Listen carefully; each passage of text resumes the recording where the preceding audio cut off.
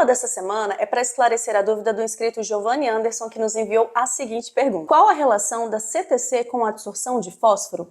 Faria sentido dizer que para aumentar CTC é só com adição de matéria orgânica e, como você comentou, favoreceria a não adsorção de fósforo no solo?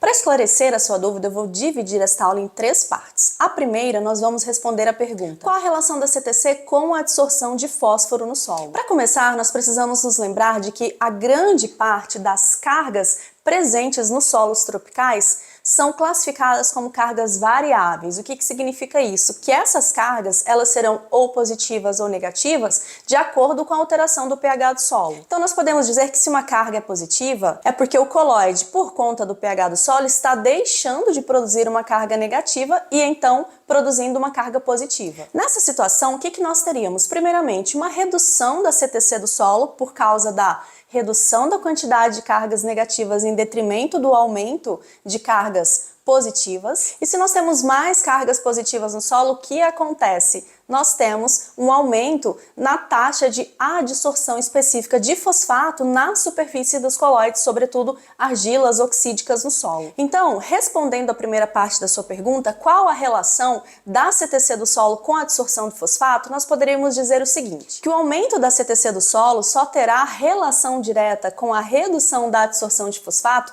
se nós estivermos nos referindo a cargas variáveis ou dependentes de pH. Então, nesse caso, à medida que você tem um aumento da CTC, isso acontece por conta da redução do número de cargas positivas e, portanto, acontece também uma redução da taxa de adsorção de fosfato no solo. Vamos agora para a segunda parte da pergunta. Para aumentar a CTC do solo, é somente com o aumento da matéria orgânica no solo? Para responder, nós precisamos nos lembrar quais são os fatores relacionados com as alterações da CTC do solo.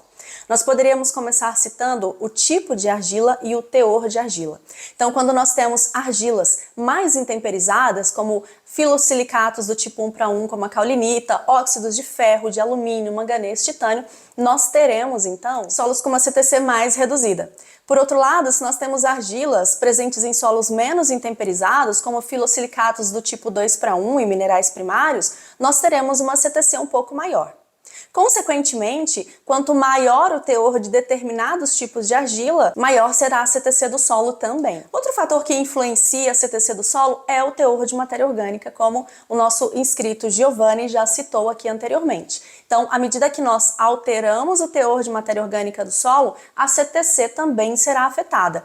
E por fim, nós poderíamos citar o pH do solo. Então, nesse caso, as alterações do pH do solo, se nós estivermos falando sobre os solos tropicais onde predominam as cargas variáveis, nós poderíamos dizer então que o pH do solo também influencia diretamente na CTC do solo. Então, feito esse preâmbulo, vamos entender agora o que desses fatores nós podemos manejar e o que nós não podemos. Então, do que nós citamos, tipo de argila e teor de argila não é possível ser manejado, ou seja, você não altera essas características do solo pelo manejo.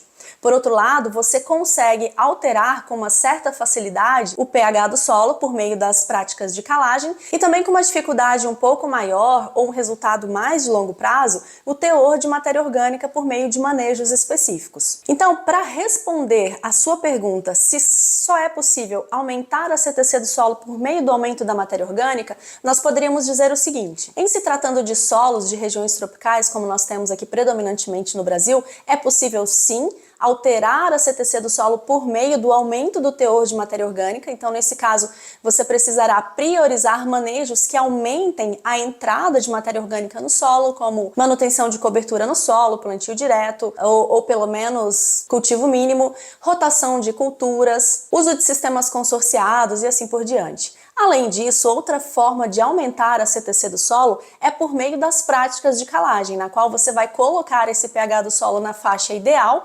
aumentando a produção de cargas negativas provenientes da superfície dos colóides presentes no solo. Assim, essa carga que antes era positiva em pH mais ácido por conta da calagem, ela passa então a ser negativa. E aí você tem um aumento da CTC desse solo. E na terceira e última parte da dúvida, ele pergunta o seguinte: o aumento da CTC reduz a absorção específica de fósforo no solo? Então, mais uma vez, se nós estivermos falando sobre cargas variáveis, sim, nós podemos responder sim a essa pergunta. Vamos pegar como exemplo uma partícula qualquer de argila de um solo bastante intemperizado. Nesse caso, essa partícula de solo no pH bastante ácido, ela estará ali num meio em que a solução do solo vai ser muito rica em prótons, ou seja, íons H+ no solo. O que acontece com a superfície dessas argilas? Esse próton que está em grande quantidade, em grande atividade na solução, ele começa a ser acrescentado à superfície das argilas.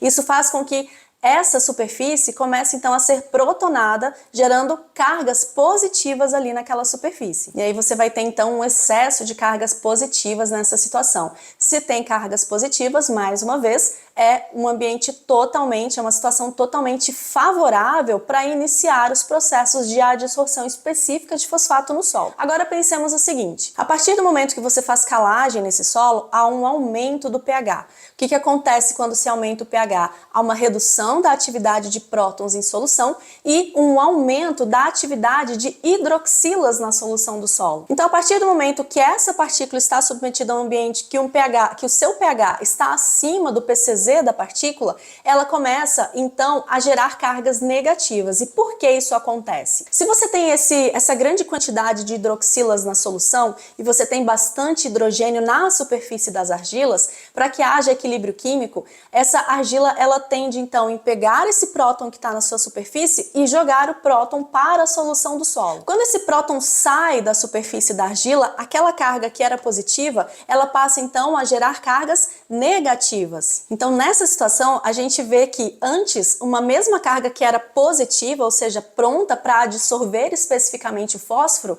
agora está negativa, aumentando a CTC do solo. Portanto, nessa situação que nós falamos, nós podemos sim afirmar que o aumento da CTC do solo reduz o processo de adsorção específica do fosfato. E para finalizar, é importante nós frisarmos, ressaltarmos que essa afirmação é possível para solos com cargas variáveis, mas nós já não poderíamos fazer essa mesma afirmação se nós estivéssemos falando de solos com predominância de cargas permanentes ou cargas estruturais. Espero que essa aula tenha te ajudado. Até a próxima!